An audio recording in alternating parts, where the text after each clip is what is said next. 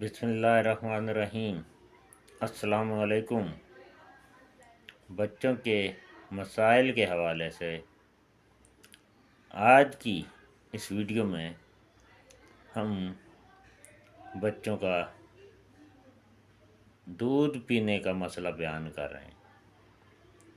यानी कुछ बच्चे दूध पीते ही उल्टी कर देते हैं, कर देते हैं, तो उसके लिए कौन सी होम्योपैथी की दवा अच्छी होगी।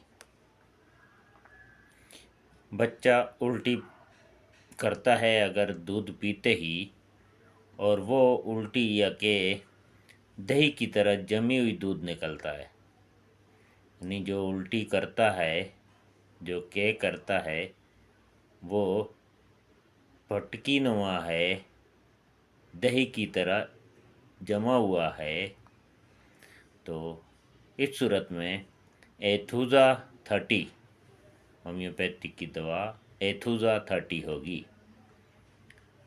और अगर बच्चा